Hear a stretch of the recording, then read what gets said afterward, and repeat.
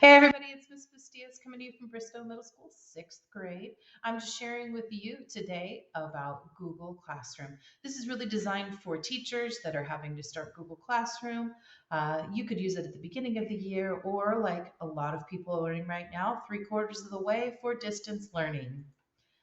Just to start, you've made your first classroom. There are some different tabs that you want to make sure that you understand. There's the stream. This is where announcements, assignments, all of that will be posted. Classwork, I'm going to go through that tab as well that shows where all of your assignments are. People, everybody who's in your class, you have control over that. I'm not showing you that tab because this is a live classroom and it has my actual students in there. So I'm protecting their privacy. You'll see some other things blacked out as well, like the class code, just for privacy concerns. And then grades, I'll show you that. I've blacked out their names, no worry. A couple of things right on here that you want to be aware of. That code is here, so you can publish it by clicking on it, making it big on a screen. If you are in a classroom with students, that's very helpful so that they type it in correctly. You can select a theme. That's what I've done for all of mine. I find it quick and easy. It makes things look nice, but you can also upload a photo.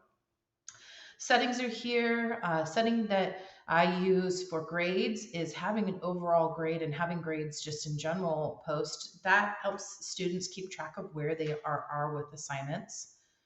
There's upcoming, that's their assignments that are due. Those are due at midnight tomorrow. I gave them a whole week on distance learning to get everything done. But when you look at my assignments, you'll notice that they're listed by day. That way it has a suggested pacing for them. And I find that a lot of students were doing that as well. You have the actual announcements that are posting here. This is an assignment, but I will show you in a little bit where some other announcements are. And then on mine, it of course shows the saved announcements. And right now there are 8 saved announcements because next week we have 4 days of school. We have Monday off for the Easter holiday, but we have 4 days, and that's the question of the day and the agenda for each day, which is a tool. I'm going to show you how I do it. You can do your announcements any way you want. So this is just a suggested for someone who's been using Google Classroom for a few years. So let's go ahead and get into how to make announcements. If you click on share something with your class, it's going to pop up with this box. So you can type in whatever you want here, and I'll show you what mine look like. You can choose which classes you want it to post to, which students even. So if you wanted to message 1 or 2 students, which I've done, hey, how are you guys doing? I haven't seen you on anything. Can you get back to me? It allows you to do that and contact them. When you click on post, you can immediately post it. Now, if you're trying to post multiple announcements to class, you can do that, but you cannot schedule things for multiple classes at one time. So if you're going to schedule things, you have to do that for each class. And what I'm going to show you next, the reuse, is what's going to be helpful for that. So I just made a little fake announcement here. And then if you clicked on schedule, this is what would pop up. You would have the day you wanted to schedule it. It'll pop up with the calendar and what time. As I do my announcements, I list them. Friday pops up to schedule first. So if I put Friday, I might put Friday, if I wanted the whole week to post at once, which is what I'm doing right now. I have Friday at say 7:45. All of Friday announcements. All of Thursday announcements post at 7:50. All of Wednesday post at 7:55. All of Tuesday post at 8 o'clock. That way they post in order. So Friday is going to post first, and then Thursday will post on top of that, Wednesday above that, and Tuesday above that. So that becomes really helpful. Just thinking about that time is important and what time they do it. But let's say you wanted to copy and schedule for another class. You have 2 classes that are the same. I have 2 math and 2 science, which are the same. You can click on reuse post, and you can also select which class you pull it out of. So right now it's showing blue math, and this is blue math. These are actually all of my ones that are scheduled right now. So Wednesday 4:15 agenda, Thursday, Friday, Tuesday question of the day, Wednesday question.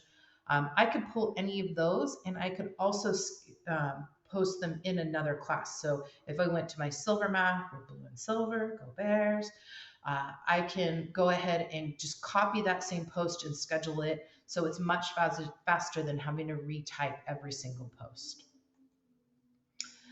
So you get a list of assignments and you want to make sure they're in the right order. You can always move the order of these, which is what I'm doing when I post it for the whole week.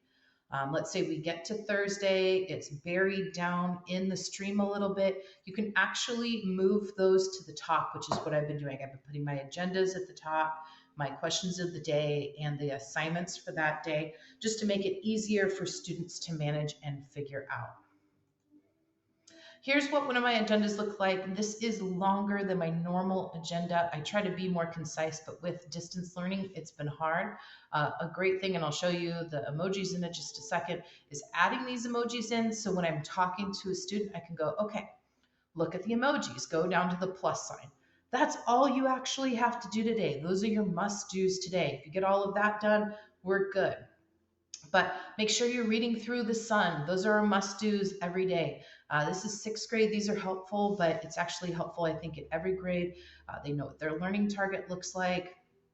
Optional assignments, it says they're linked below. And if you look, I've actually linked them into my post. I have our Zoom meeting information in here.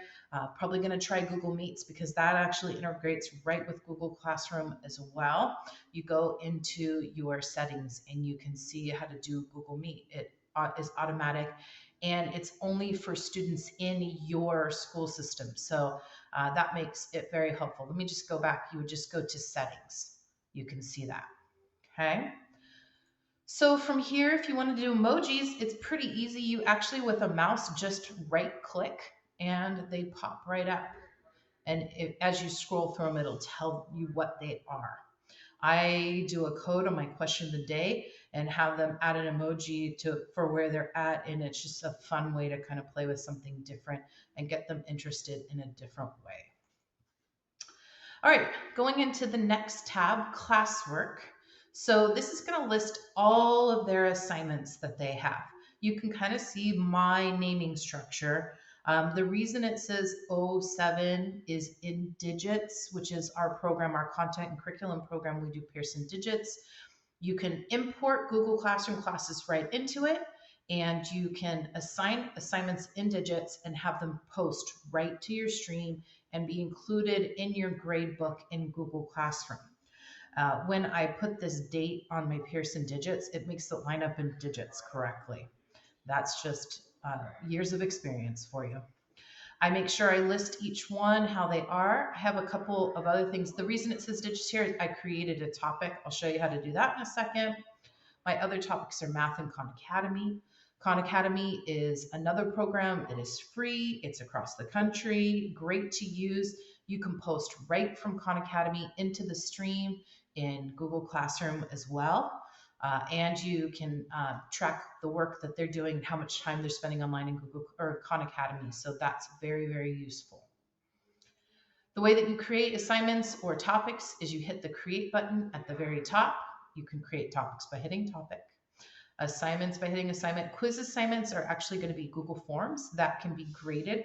We use those a lot for quizzes each week. We have all of our students take them and then we're able to sort through and see how our grade level is doing. We have about 400 students in our grade level. So you can really get a feel for how a whole group of people is doing with instruction and use that to modify your instruction.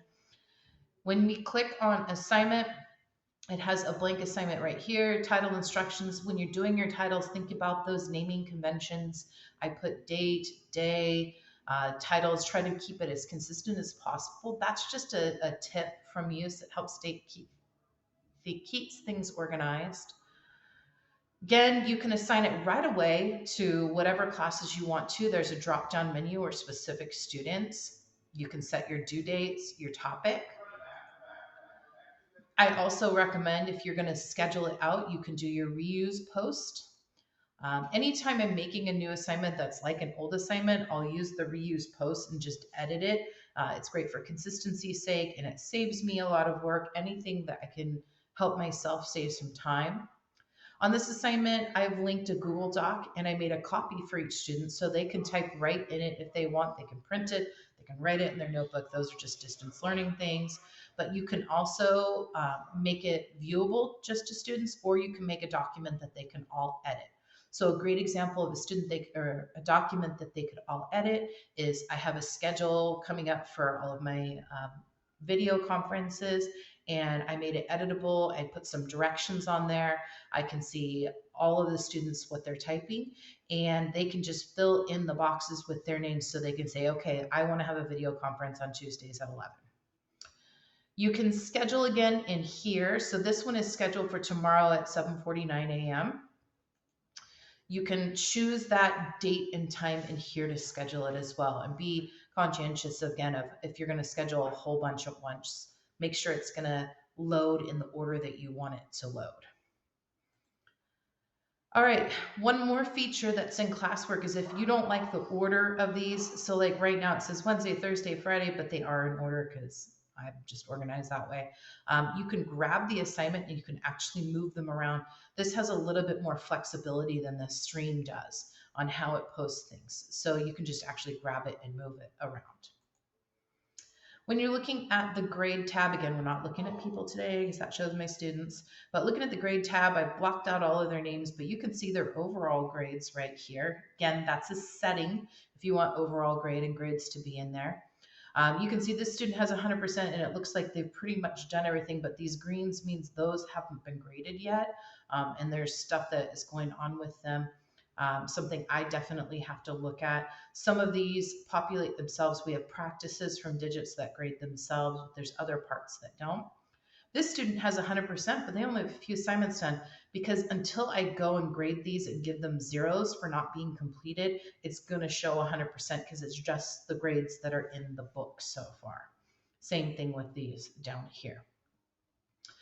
You can see my naming structures again help keep everything organized. What I have noticed is that the grade book is the order of the stream.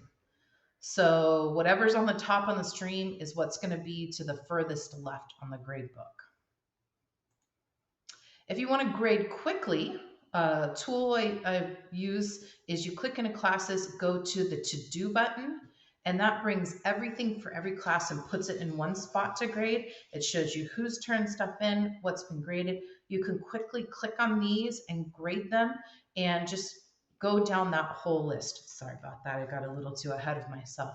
But you can see for this first Monday assignment, one person has turned it in since the last time I've graded. I've already graded 24 of them, and there's still 6 students who have not finished the assignment. I think that's not bad for week 1 of distance learning. And I know out of those 6, there's a student we still haven't heard from. So, hey, I think we're doing great. Until next time, just keep practicing with it. And I say to my students that practice makes permanent. Don't be jealous of my background changing. That took a lot of work, and it was something I was actually demonstrating for students. You all have a great day.